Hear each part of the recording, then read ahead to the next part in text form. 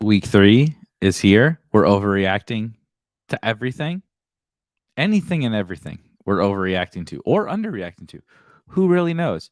Week 3, we're going to draft some teams on Drafters, the site that people maybe aren't giving enough exposure to, enough attention to, but one that we can win a lot of money and is a really fun format. We're going to draft some Drafters snake teams this week for week 3. Let's do it right now.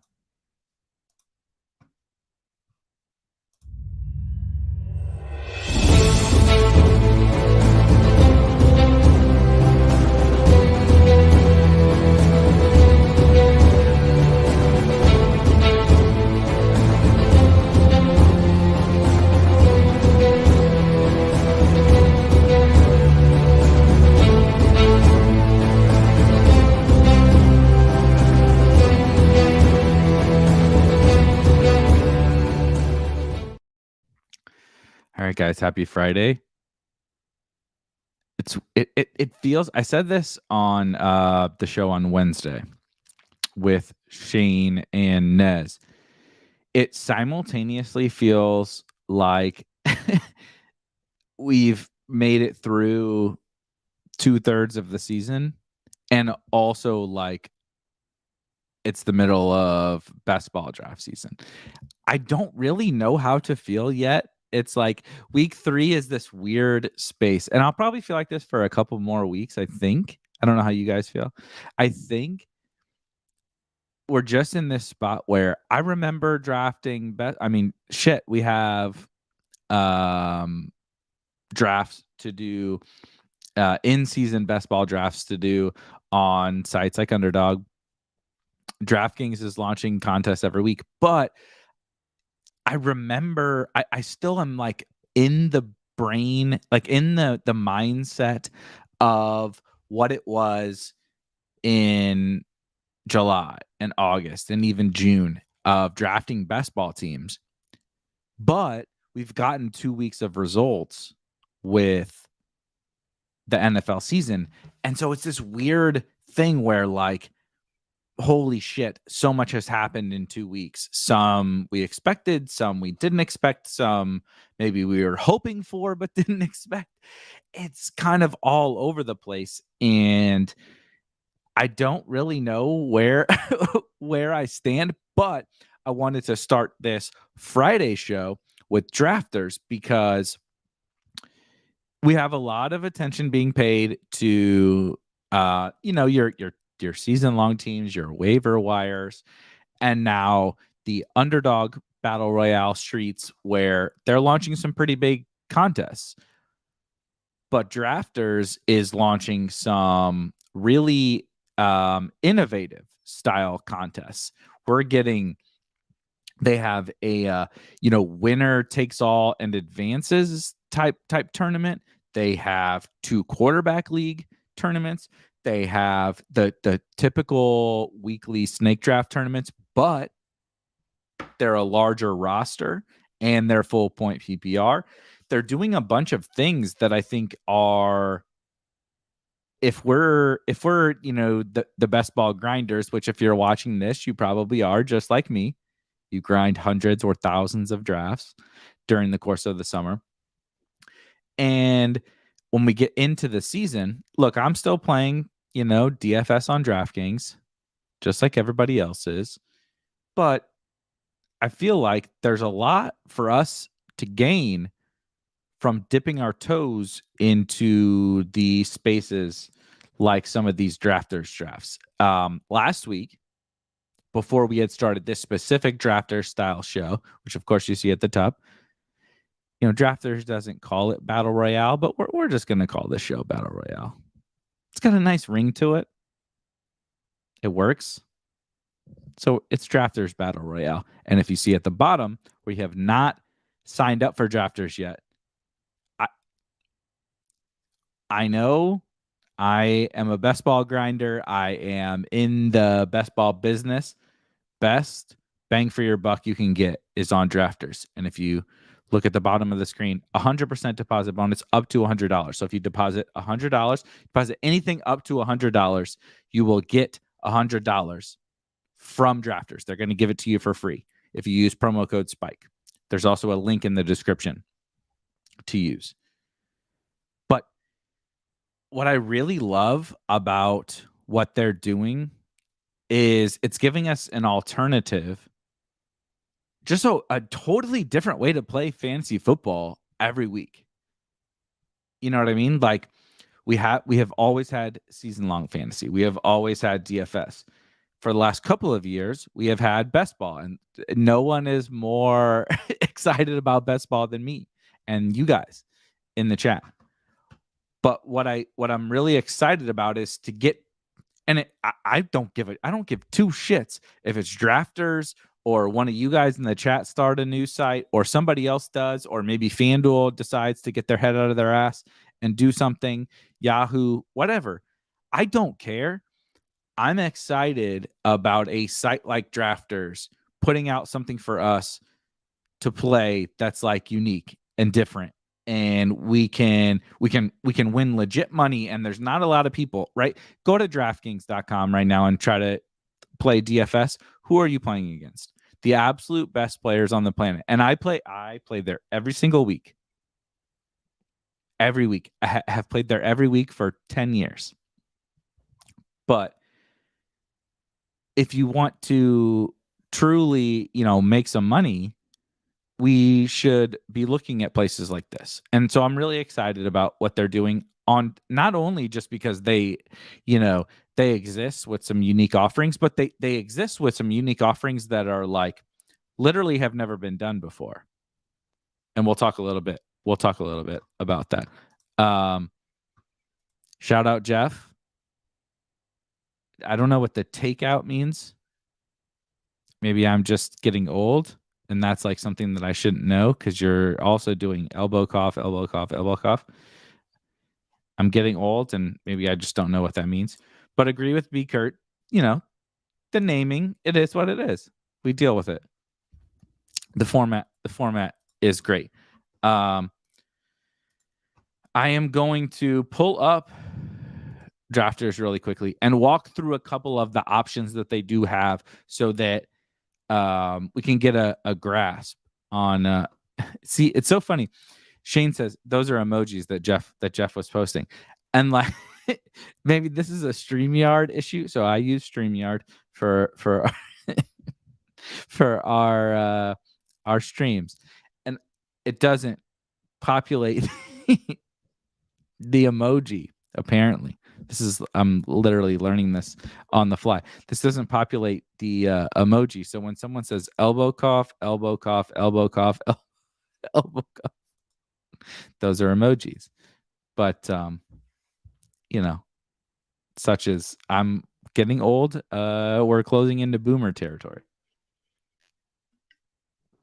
So before we hop into a couple drafts, I just wanted to run down, because I do think it's kind of important. So Underdog, for comparison's sake, Underdog has a couple different style tournaments for our battle royale space, but it's basically the same thing, right? It is, you draft 6 players, and you are either in a big, huge, massive tournament in a 6-person draft, right? You're still drafting 6 players in a big person, a big, whatever. What, I don't even remember what the big battle, how many entries are in the big battle royale. It's their big battle royale is $5 with a $250,000 prize pool. So, you have to basically hit the nuts. I'm not saying you don't need to hit the nuts on drafters, but it's a little bit of a different game. On top of that 6-person, 6-player draft that Underdog has, they also have launched a 12 user, right? 12-person contest. Shane is helping me out, and B. Kurt helping me out. 57,000 entries, right? So think about that. Like just think about that for a second. 57,000 teams are drafted into the $5 main tournament battle royale every week on Underdog. That's fucking awesome. The fact that, and I think we'll get there by Sunday. It's slowly filling this week. That's amazing. But think about what it takes to win that. Because every team is only drafting 6 players. So you draft 6 players, and we do a show every single Wednesday, myself and Shane, who's helping me out in the chat, and Nez, talking through different strategies, different ways that we can maybe try to find our way to a win, particularly a solo win, right? The whole goal is to win that $50K yourself. I'm not trying to chop it with everybody. I'm trying to win $50,000. So how do we do that? It's with 57,000 entries, it's very hard with only 6 players being drafted per team. Very hard. And so when we think about what maybe some other sites might offer, it's helpful. Look, you're not going to win right now, maybe next year, maybe end of the year, maybe next year. We'll see how it goes. Drafters is growing. But you're not going to win $50,000 in any given week on drafters. But you also don't need to hit the absolute stone cold nuts. It's kind of like, honestly, how I personally play DFS. I play in the smaller field, higher stakes tournaments, like on DraftKings every week in DFS. And I do that because I think I have a better approach to play those games.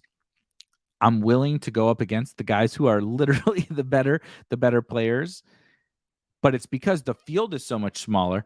I don't have to hit the nuts.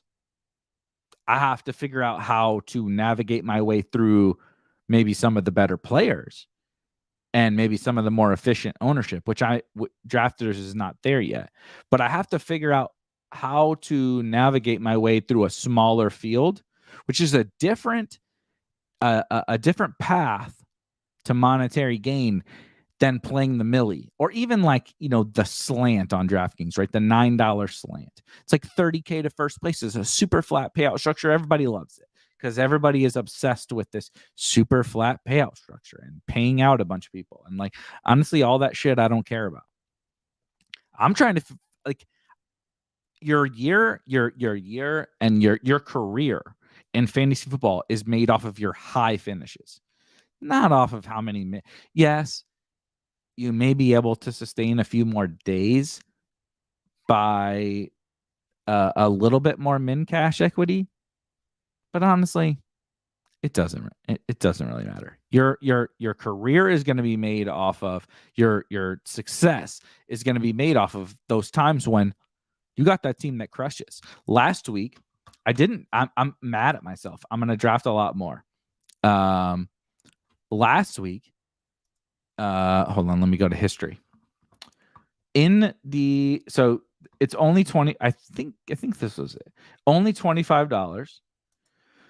But you see, I drafted one. I did not really draft on drafters last week, and I'm legit mad at myself. And myself and Shane, who is in the chat, and Nez drafted this team in the $5 tournament, the Whale, on drafters. And we finished 21st out of 883. And tell me if this team is like even anywhere remotely crazy off the wall, right? Lamar Jackson and Mark Andrews stack. Bring it back with Tyreek Hill. Get Christian McCaffrey. Deebo Samuel, I think, was actually Shane. You can tell me. Yeah, you can correct me. I think Deebo was actually our 2nd round pick, which is really funny in retrospect. The fact that we have Christian McCaffrey, Lamar, Andrews, Tyreek on this team now, when you think about ADPs now, and Deebo is our 2nd round pick, our lowest score. Well, outside of Antonio Gibson, our two lowest scores were like kind of. I had conviction on Antonio Gibson last week, and he luck boxed the touchdown to help us. And all of us had conviction on Deebo last week. But you see that we did not hit the nuts. You don't see Jalen Waddle on here. You don't even see Amon-Ra St. Brown on here. You don't see Nick Chubb on here. You don't see a lot of the stone cold nuts on here. Obviously, Lamar, Andrews, and Tyreek was. But other than that, the team is good, but it's not incredible. And we were sniffing. Look at the standings. We had 199.4 points, and 226 was first. If we get absolutely anything out of CMC, Gibson, Debo, we're right there. And so it's a third round. Thank you. Thank you, Shane. Debo was our third round pick. But this is why these tournaments are so important to all of us. If you're watching this, like, we can all throw $20 into the Millie Maker on DraftKings on Sunday. We can all throw $5. I'm going to throw a lot of $5 entries into the Underdog Battle Royale. But we were literally on stream on last Wednesday. Myself and Shane and Nez drafted a team that was live as hell to win this battle, this Battle Royale, this snake draft tournament, this week 2 Sunday whale on Drafters. And was it anywhere close to perfect? Absolutely not. We took Debo Samuel in the third round. Christian McCaffrey, bust. Antonio Gibson, bust. Cortland Sutton, good, not great. Not even close, but we were right there to win this tournament. And so that is something that is important to me. Maybe it's not important to you. You're just going to chase the $50K, the $1 million on DraftKings, and I support that. Do whatever makes you happy, but I think there's a lot that we can learn from drafters. On top of that, they offer, that was just the main $5 tournament, which is what you see here. Again, the Sunday whale. $5K total prize pool. A 1K to first. Good tournament. But they offer a $55 2 quarterback tournament. That's pretty interesting. They offer a $1. If you really want to start to get accustomed to the format, they offer a $1 tournament. $1.10. I feel like most of us can afford $1.10 to splash around, no pun intended, in the Sunday splash. And like get your feet wet, again, no pun intended, in these streets. And I think if we spend a little bit of time here, you'll also see these prize pools grow. And so I want, as a person so heavily invested into this space, I want these to grow. And so I wanted to start this show diving into what Drafters specifically is offering, because I think it's advantageous for all of us. Like the people watching this show right now, you're already ahead of the curve on Drafters. You're already a plus EV player on Drafters. But if we dive in more and we get other people to dive in more, these prize pools are going to grow, and that makes us all more, from a raw dollar perspective, gives us a lot more upside. One last thing. Shane says, don't forget the manual swaps. Absolutely spot on. Perfect point. Let me go to my teams. Let me go to upcoming. So you see one here. Here's a team I drafted in the whale, the $5, a Jalen Hurts AJB stack with Lenny, David Montgomery, Cooper Kupp, Stephon Diggs, Kyle Pitts. Two things. Tell me when you can get that team on Underdog. Let me know, just if you can get a Cooper Kupp, Stephon Diggs, AJ Brown, Kyle Pitts with Jalen Hurts team and Lenny, Montgomery, and Cooks. Just let me know. Screenshot me. Maybe I'll send you a T-shirt or something if you can get this kind of a team on Underdog. You can't, by the way. B, the swaps are awesome. They have the best swap functionality that exists, right? So I want to swap out Lenny. I click swap out Lenny, and I can go and physically choose exactly who I want to swap Lenny out for. You want to swap Lenny out for Amir Abdullah? Go for it. That's up to you. On Underdog, it's a ranking system, right? So last week, George Kittle gets ruled out.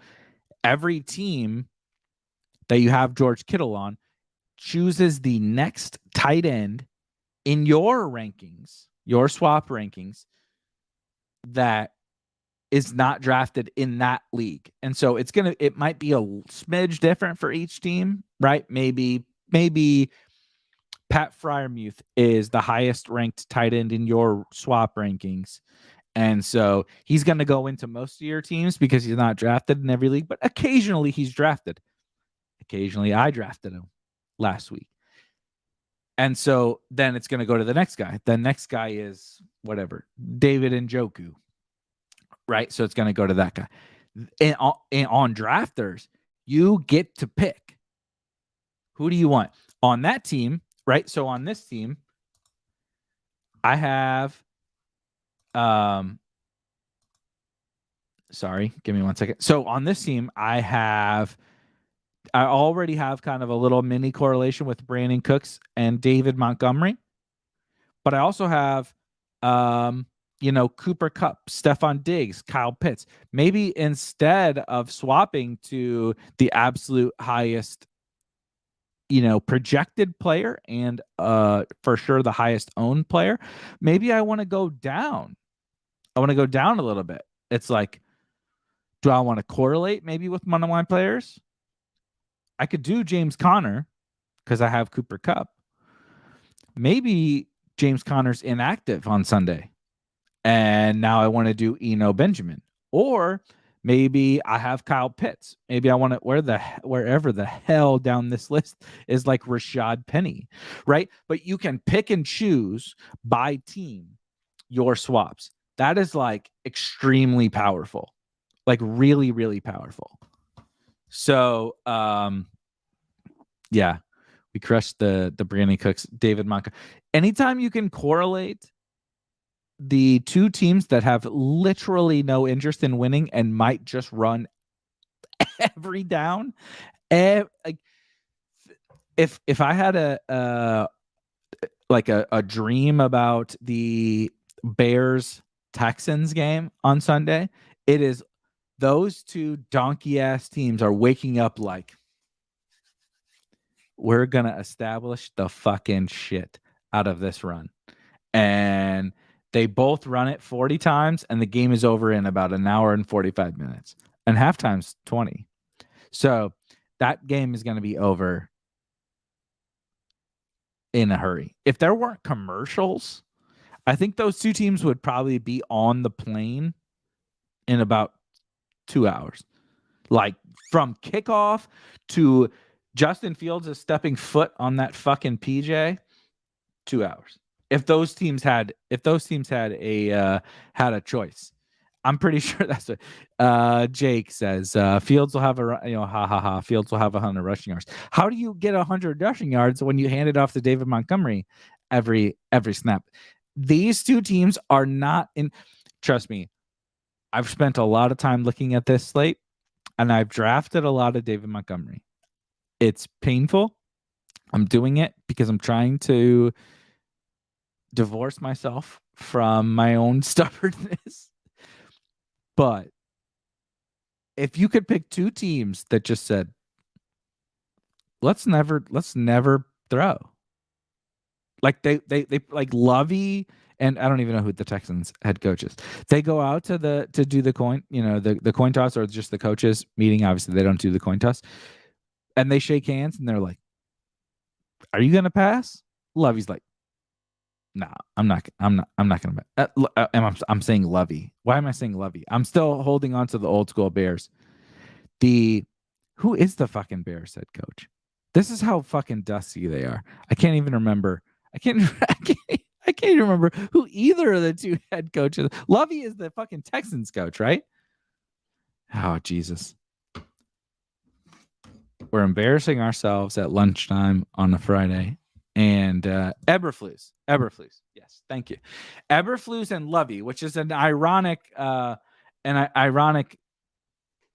matchup. Thank you. Eberflus and Lovey are out there, and they're just like, do you have a dinner date with somebody? Let's get the fuck out of here. Why? Like, neither of us want to win. Let's just run and see how it goes. You know what I mean? Anyway, we're 25 minutes in. I've been, I've been having fun. We've been having fun talking through strategy in all of this, but I think we should hop into a draft. Should we do a $5 maybe? Let's do a $5. Oh my. Please don't join. Oh yeah. We're in. Last person. You guys can suck it.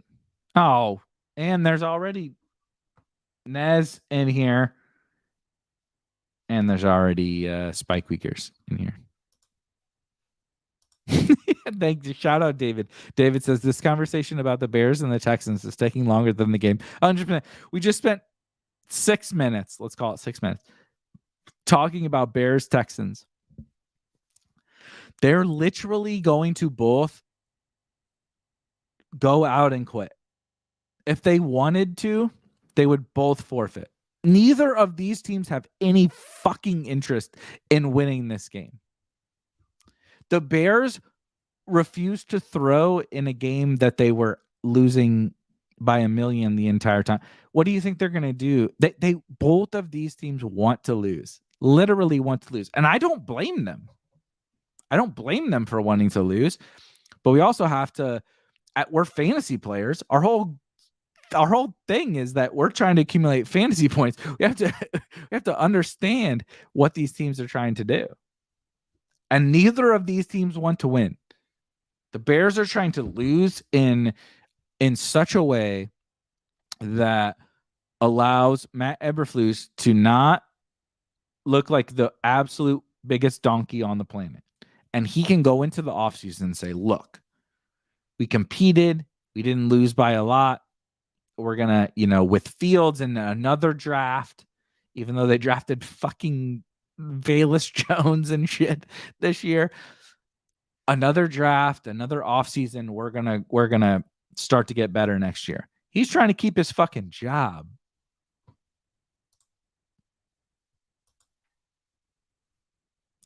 Jake, you're a Bears fan. You don't count for your opinion.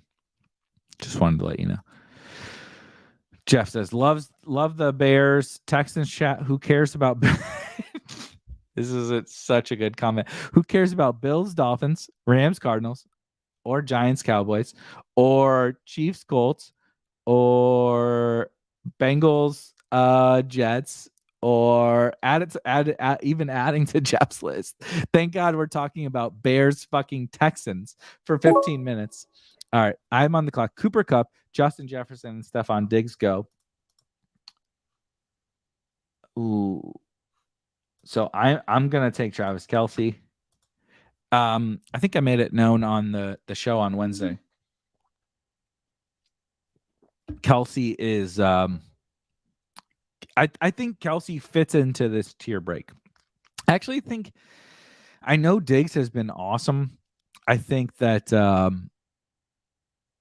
this is a little tougher matchup than before. I know he cooked Jalen Ramsey, but I think this is a little tougher matchup than before. Xavier Howard and the Dolphins defense. And he's run real hot with touchdowns. And like, if we look back over the last year or two with Stephon Diggs, it was like he didn't run real hot with touchdowns. And so expecting him to do it for a third week in a row, I feel like is a little bit of something that we're ignoring a little bit of the past. This also allows me to get either Chase or Devontae. I'm on Devontae here. The Titans' pass defense is absolutely fucking terrible.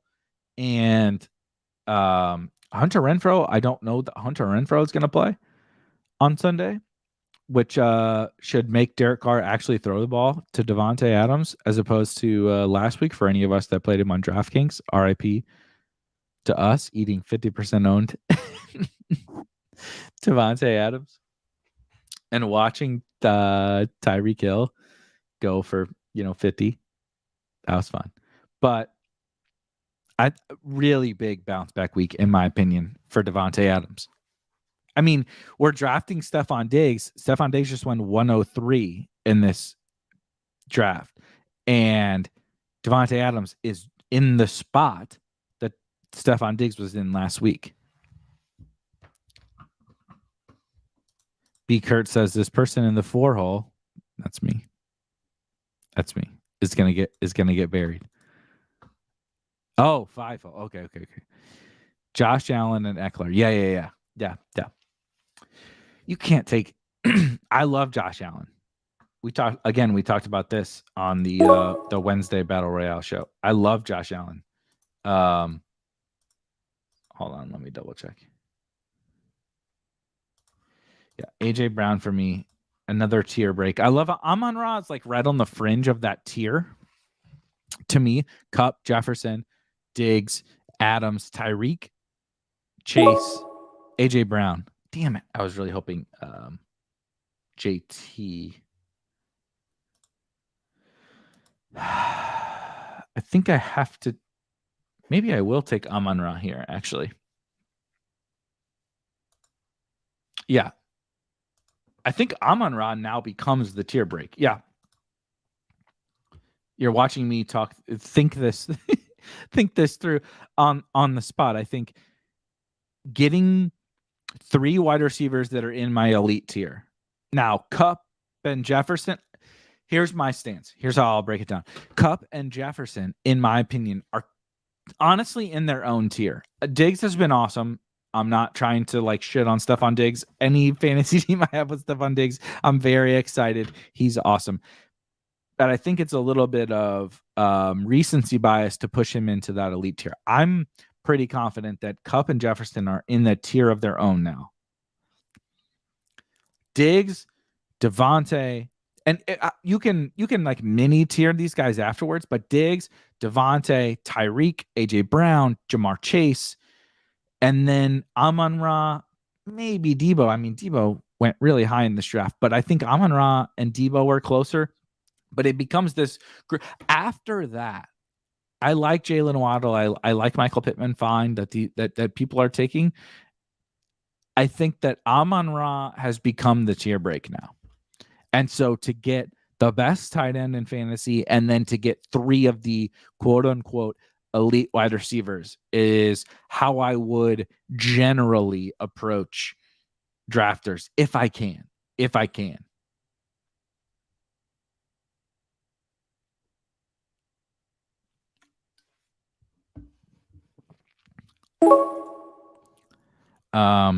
I will hit this in a second. John says, are you typically waiting on quarterbacks? The answer is definitely yes. But speaking of, give me 1 second and I will. Yeah, it's definitely Mahomes here for me. We'll backdoor stack Mahomes probably. And if it doesn't work out that I don't stack Mahomes, but this is a great reason to John's point. Are you typically waiting on quarterbacks? Yes. If I can get Patrick fucking Mahomes in the 5th round, and honestly, and then I can get Joe Mixon in the 6th round. I can get, oh my God. Thank you. See, I don't even think about Kelsey as a Chief stack. I don't even think about it. Look at this. Travis, to John's point, are you typically waiting on quarterback? I can draft Travis Kelce in the 1st round. Travis Kelce, the superstar tight end, the best tight end in all of fantasy in the 1st round. Get Devontae Adams, AJ Brown, Amon-Ra St. Brown, and then still get Patrick Mahomes in the 5th and get Joe Mixon against the Jets in the 6th. So are you waiting on running back and are you waiting on quarterback? Yes, is the answer. And this draft is a perfect example.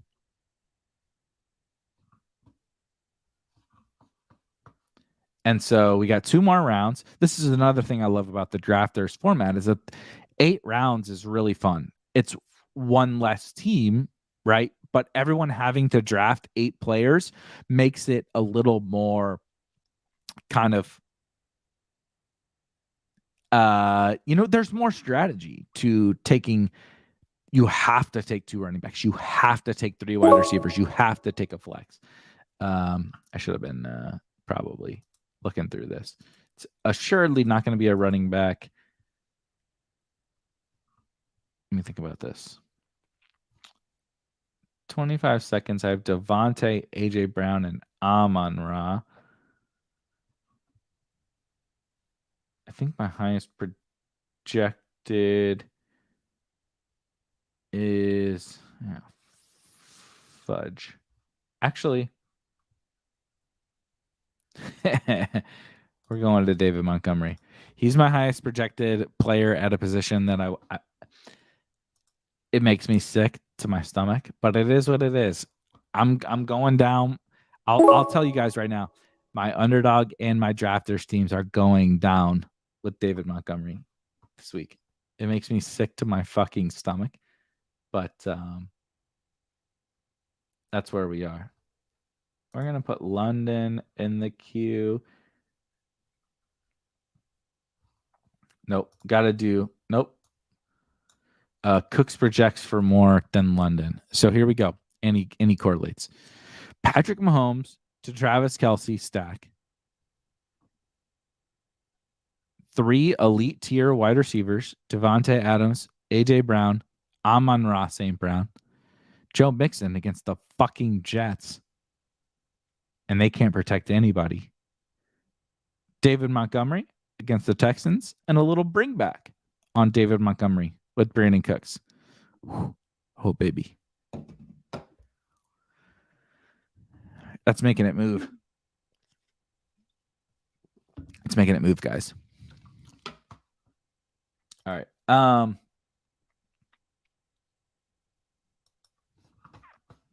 John says more opportunities to get unique. These seem more fun than Underdog. Yeah, I support all things Underdog and all things and drafters. It is obviously I'm not a bullshitter. I mean, I am a bullshitter, but I'm not going to bullshit you guys. It's in my best interest, of course, to support these sites and these formats, but also I'm also not that good enough of a bullshitter to be like, let's play on this site that I fucking hate and I can't like enjoy myself. I enjoyed the shit out of this. I just showed you the team that me and Shane and Nez drafted last week that finished 20th overall. That was like eerily close. If Debo and CMC had, brains, that we would have won the tournament last week. And so I'm enjoying. I am a DFS player. I will never stop playing DFS, mainly on DraftKings. That's what has made my career. Why I am here doing this is because I was able to carve out a successful DFS career a long time ago. And that's how I ended up getting hired by RotoGrinders. And I've been able to sustain a long, profitable DFS career. But the more I do these drafts, the more I think that, like, if I'm going to put the time in, I really do think from an EV perspective, these are just, man, this is where it's at, man.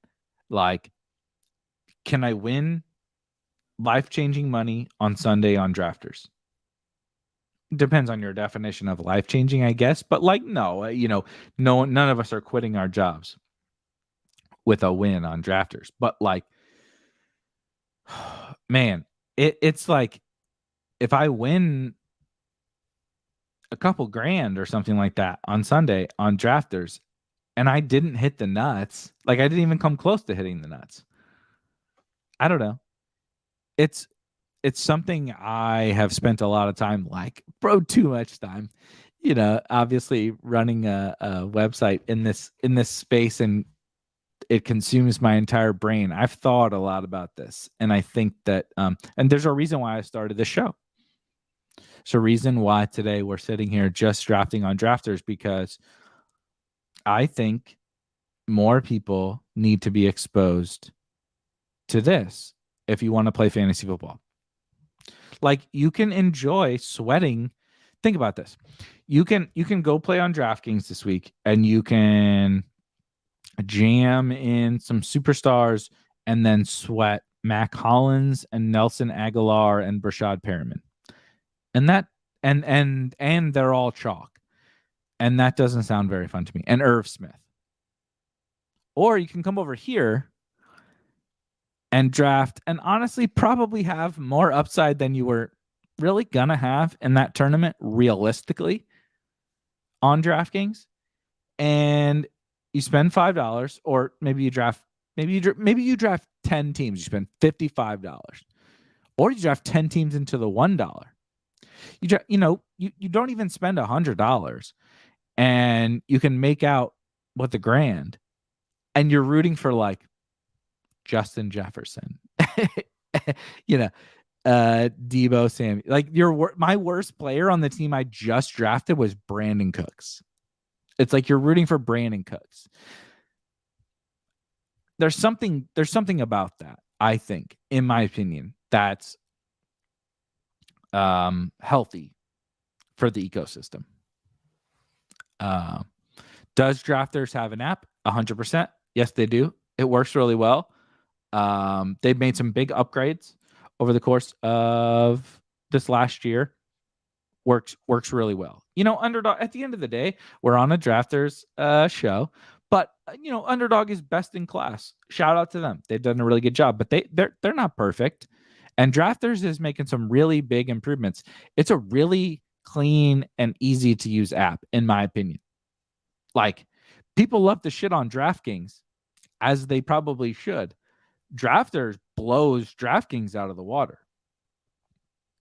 Absolutely blows them out of the water. And they're only going to keep getting better. Yeah, I love this too. We're gonna hop in one more draft, but Nez says the on deck notification for drafters is so clutch. This is such a small thing, but doesn't it make so much sense? You have such a limited amount of time to make your pick, right? 30 seconds. You're on the clock for 30 seconds. So getting your notification when you're on the clock is like, there's always going to be, let me speak from experience as someone who has built technology products and such. You want to send out a push notification, it is obviously not going to come the moment. Like, that's just how technology works, right? Something happens, the push alert has to be sent to Nez. Let's just use Nez. Something happens, Nez is on the clock. Me, the company, has to send a push alert to Nez. Nez has to then receive it. He has to swipe it or click it or whatever. Then he has to go in and make his pick. On a 30-second clock, all of that takes like 10 seconds. 5 to 10 seconds. So now, then you have to look at your team. You have to look at like other people's teams. There's not enough time. When you do what Drafters does, and it's, hey, you're on deck, dummy. So the guy before you has 30 seconds, and then you have 30 seconds. I think it's brilliant. I think they've done some really good, some really, really, really good things that just don't get enough credit. So there's 8 people in this. I'll be honest with you. I haven't played this yet. If anyone wants to join this $55 2 quarterback, I need one. Let's see if we can fill that one. I haven't done it. This will be my first time, so I'll be giving out free For sure, free money.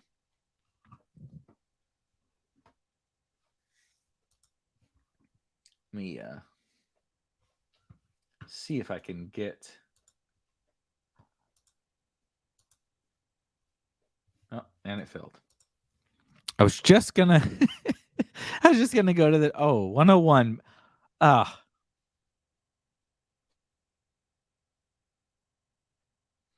When you join your first 2 quarterback weekly best ball league, and you best ball is not the right phrase for this, and you get the 101, you're blessed. It's a good day. It's a good day.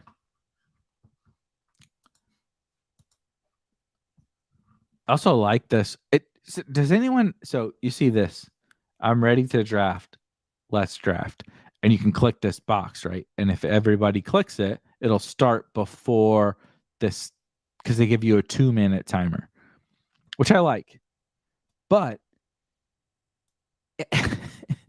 have any of you, how many times, what percentage of the time have all the slapdicks in your draft clicked that box?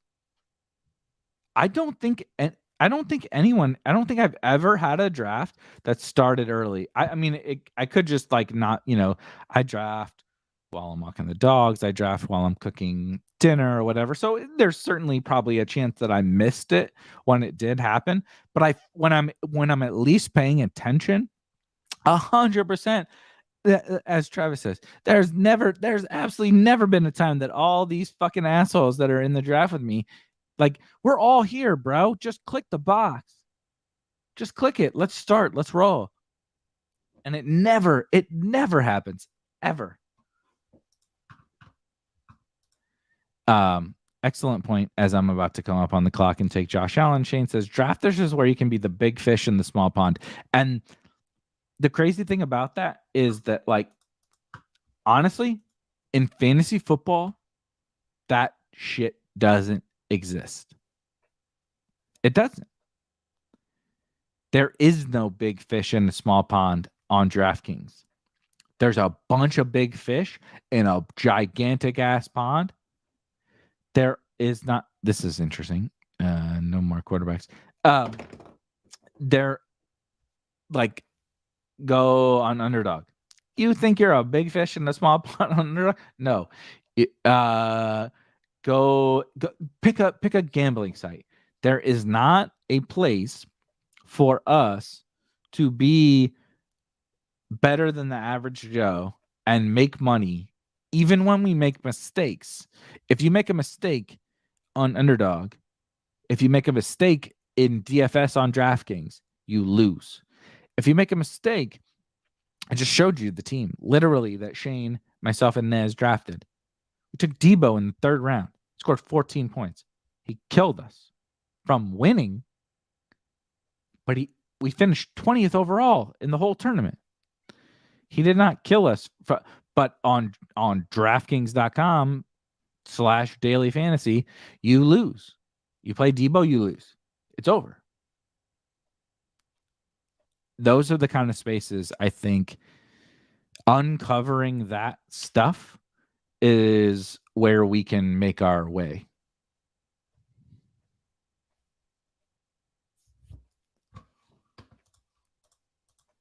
See, I don't mind this. Travis says the worst is when you do back-to-back drafts with the same people. I don't mind it as much. It's a little easier to understand what people are probably going to do. When it's a little easier to understand what people are going to... Now, you have to recognize that it's the same people, but it knowing who's going to be there and who isn't is more helpful than... Okay. Someone explain to me why I should ever not take Josh Allen and Lamar, and then Devontae, Tyreek, Chase. I think I got to take Andrews, though. I love those wide receivers, but I think I have to take Lamar, Andrews, right? Yeah. I think that's the correct play. So you started 2 quarterback. So again, this is a 10-round draft. 2 quarterbacks. Where's the settings? Let me pull up the settings really fast.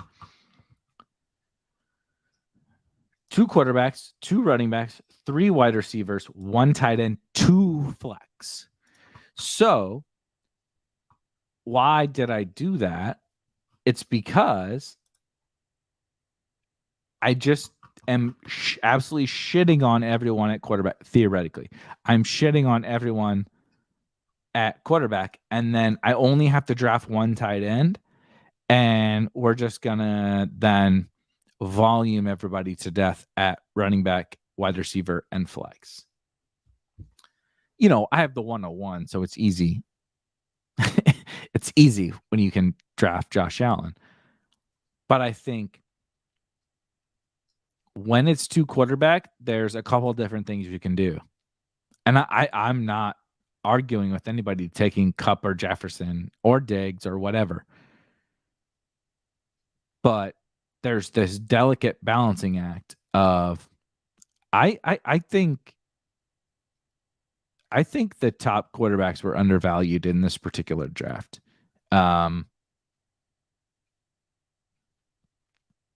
It's tough because Kupp and Jefferson can absolutely separate you at wide receiver for sure. Hold on, let me put Mixon in there.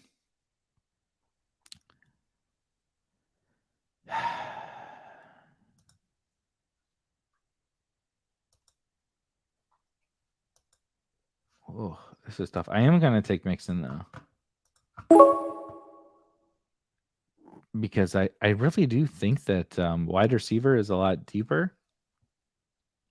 I'm going to take I think I'm going to take Swift Daddy, because I don't really think that any of these wide receivers separate themselves, and I get my 2 top running backs, and now we're about to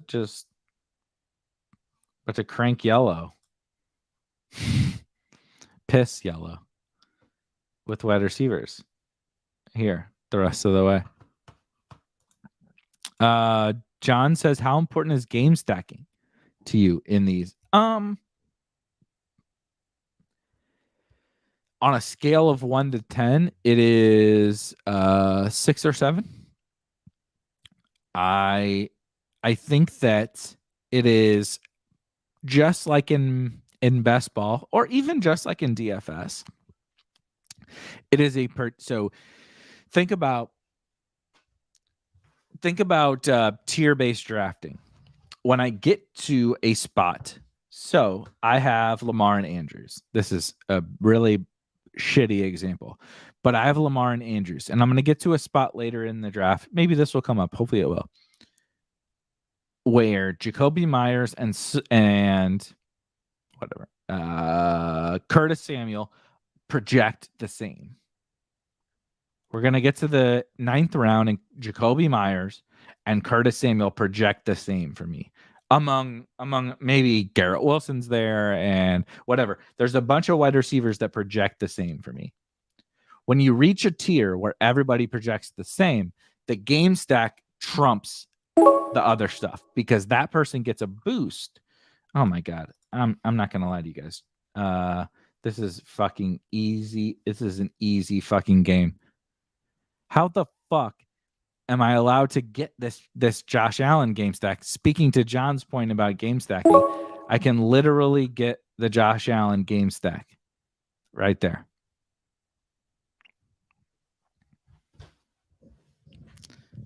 Whew, that's sexy. But why do Jalen Waddle? I mean, honestly, Jalen Waddle and Gabe were the 2 highest projected wide receivers for me right there. I have my projections and everything up on the side. So I'm saying this without you being able to see it, but that's what I'm referencing. But even if they weren't, so perfect example, T was the last. T projects higher for me than Waddle and Gabe. but he's in the same tier. They're all very close. They're in a tier together. If it reached me and T was still there, I would still take Waddle and Gabe because the game stack helps elevates those guys over T because my lineup win condition is such that I need that game to go off, right? I have Josh Allen. T would be like if Josh Allen is going to be the guy I need at 101 and I take T over Gabe, how is Josh Allen the guy I need at 101 without Stephon Diggs? You know what I mean? So, yeah, Shane says, thanks for showing this. I'll stay out of the $55. Yeah, this is pretty fun. If you haven't watched we're doing a Wednesday show, again, for the third time, myself, Shane, and Nez, doing Battle Royale drafts, both on Underdog and Drafters. I think we're going to try to focus on Underdog moving forward, and then Friday I will focus on Drafters. But I showed them one of my Drafters teams, and it was just like, it was honestly absurd. It was Cooper Kupp, AJ Brown, Travis Kelce, Jonathan Taylor. Just like, you should never be able to get these kinds of pairings. Yeah. Shout out Andrew. Just say correlation. Yeah, it is. But I mean, it's funny because that kind of is, right? So like when you reach that point and T Higgins, so this example I'm trying to get in the screen. T Higgins, Jalen Waddle, and Gabe Davis all project within whatever, a point or two. Then when they project within a point or two, or they're within the same same tier of your rankings, the correlation then makes a couple guys more valuable to that team. You boost them. In DFS, you would give them a little projection boost, right, on that lineup. And so I think people miss that, man. I think people miss that a lot.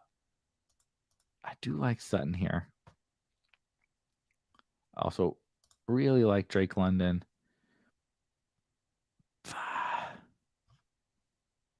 We're going to take Sutton. I think I'm about to fuck this team up now, and I'm really mad.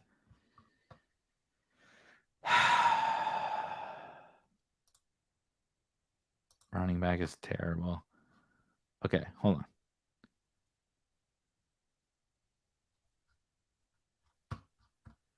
No, we're just gonna take Drake London. That's fine. I'm cool with that. Mike Robb says when he plays Miami, he usually gives love to McKenzie and the other wideouts because it's a very easy matchup for him. I think he's undefeated in Miami. I will say this Miami, I wouldn't use old Miami data points like in reference to this game personally.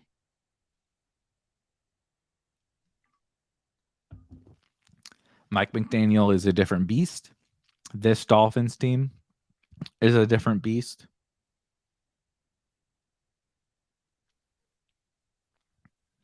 What I do love about these like 10-round drafts is you start to get into you got to decide between Drake London and Christian Kirk, and that's pretty fun. Having the swap available is pretty interesting. I kind of feel like I shouldn't have taken Courtland Sutton, but such is life. I definitely got a guy that I'm ready to rock and roll here in the 10th. Awesome question. Andrew says, would assume your round 10 pick now is one of Lockett, Metcalf, or Ayuk. And he's saying that because of the team that I drafted, right? I have London, which is why he mentioned the Seattle guys, and I have Courtland Sutton, which is why you mentioned Brandon Ayuk. However, he asked, is that too correlated? It's definitely not too correlated. I love, again, if they're all the same, correlating them gives them that little boost. You mentioned Myers. Man, does anybody have in the next 30 seconds have a Jacoby Myers Friday practice report? That would be awesome because he's kind of up there for me. But what I will say is a guy who, again, I know I'm being this there's two guys here for me who project way higher than all these other guys. And correlation doesn't trump projection that is in a tier above. And so I'm trying to sit here and decide between the two of them, of Brandon Cooks and Juju. And I'm going to take Juju because I'm going to tie break on the Chiefs. But this is the end. Josh Allen, a 2 quarterback, $55 draft on drafters. Josh Allen. Siri is looking up 2 quarterback stuff for me on my watch.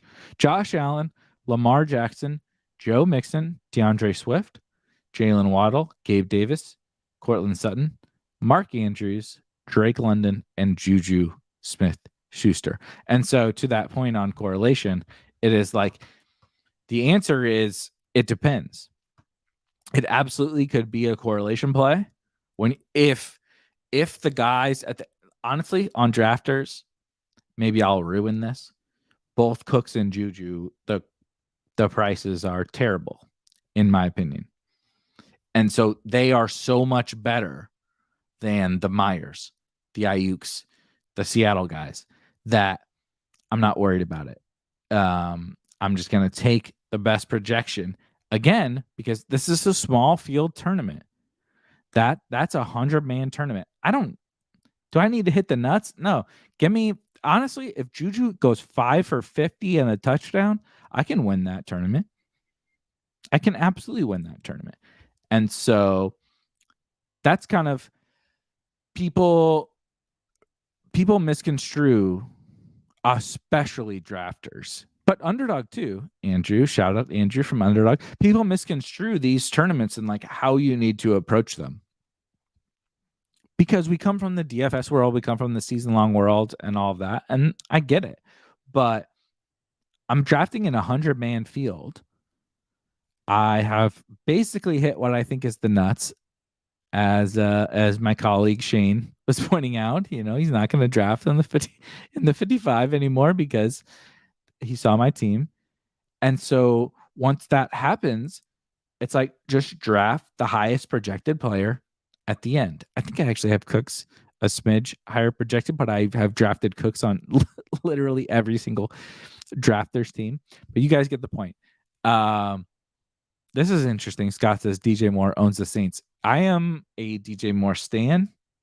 So please, I played DJ Moore on nearly 100% of my DFS teams last week, and he was a huge stand for me on Underdog Battle Royale and Drafters Battle Royale teams. So please don't lure me in to that. If you are playing DFS this week, in a little less than an hour, I am going live on DraftKings with Matt Kelly and Dario Epstein from Player Profiler. And if you are grinding some of these drafts, we have rankings, we have strategy articles, we have, in my opinion, the most all-inclusive coverage that exists in all of the Battle Royale and Snake Draft Streets, and you haven't even seen a goddamn thing yet. Wait till next week. I'm like incredibly pumped for what we are going to take over this entire space. Battle Royale, Snake Draft, all of that. In-season drafting, Spike Week is going to be the place for you to come. If you have not signed up yet on Drafters, where we drafted today, use promo code SPIKE, get 100% deposit bonus up to $100. And I will be I'll be back on the Roto Grinders waves in a little less than an hour with the Roto Underworld guys. But I'm really excited about this show, guys. Low key, I'm like this is I'm pretty freaking excited about this. I will see you guys next week. Have a good weekend. Let's crush some week 3. Let's do it. See ya.